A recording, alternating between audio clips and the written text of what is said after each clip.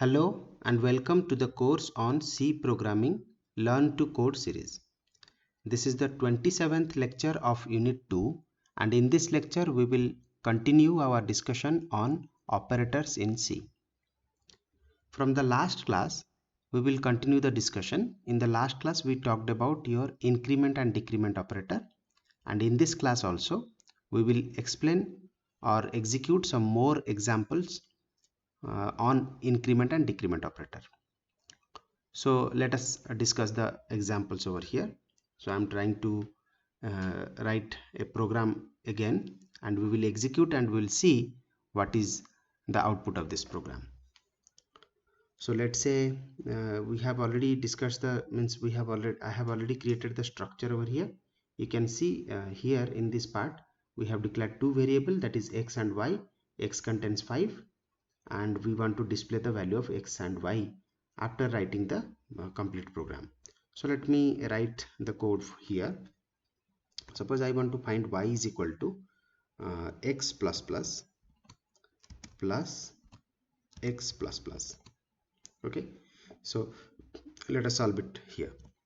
So if you recall, in the last lecture we talked about plus plus x plus x, and also we have added more terms on that particular example. In this class we will only concentrate on the postfix expressions or postfix writing style of your plus plus operator. Now what do you think, what should be the output of this program? Let us first execute, then we will see whether our executed output is coming in the real output or not. So in this case what will happen, if you see, so the execution will be I have already told you that whenever there is a pre-increment, then first the value will be incremented, then it is the new value get assigned. But in case of a post increment, first of all the value get assigned, then the number get increased.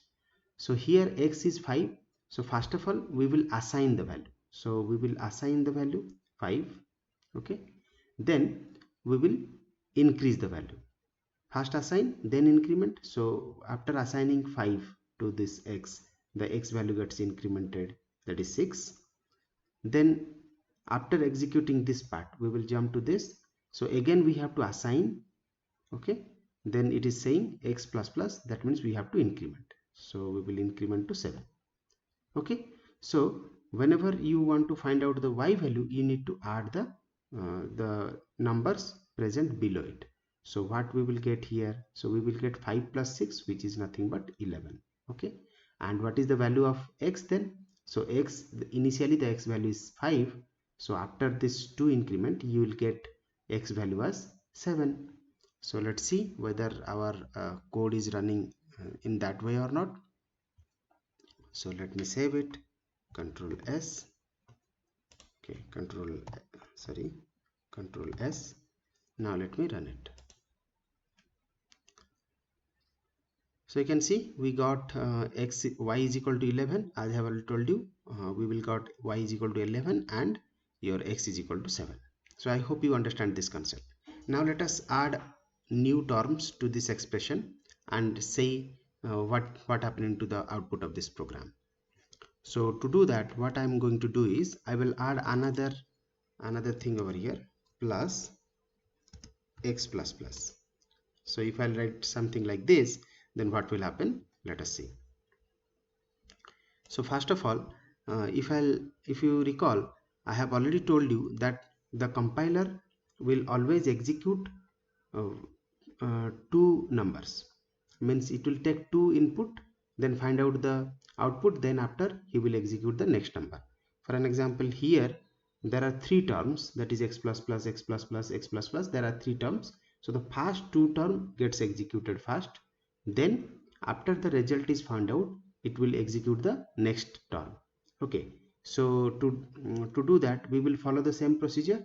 These are called the post increment statements or post increment terms. So what we will do, we will first assign the value, then increment. So what is the value of x initially? That is 5. So we will assign, 5, then we will increment to 6. Okay, then whenever we come to this next term, we will again assign, then we will increment. So both the term we got the value. Now we will calculate this value, then only we will go to the next term. So what we get, so here after executing this we get x is equal to 7 because x is incremented 2 times. After that we will add the value written below it. So we will get y is equal to 5 plus 6, that is 11. So we executed this part. Which part? This 2 part has been executed. Now we will go to execute this part. So to execute this part, again it is a postfix. So postfix means first we will assign, then we will increment. Now what is the value of x? X value is 7. So we will assign x first, that is 7. Then we will increment, that is 8. Okay. So previously what is the value of this expression? This expression's value is 11. Now the new value I got for x will be 7. So 11 plus 7 becomes 18. Okay. And what is the value of x now? So the previous value gets deleted. Now we will get a new value, that is 8. Right. So let me see. So whether our output is coming something like this or not. So we should get y is equal to 18 and x should be 8. So let us run it. Run this program again. So first of all let me save it first. Control S. Now run it. So you can see we get y is equal to 18 as per our discussion, and we get x is equal to 8. Okay, that means our execution procedure is correct. Now we will take another we will add another term so that it will be more clearer to you. So let us delete the content. We will add another term to it, plus x plus plus. Okay, so let us execute it again. So if you execute this part, what will happen? First the value of x is 5. So I have already told you that first of all for postfix terms you need to assign the value first, then increment. So what is the value of x now? X value is 5. So I will assign 5, then we will increment, that is 6. Then we will come to this next term, then we will assign, then increment.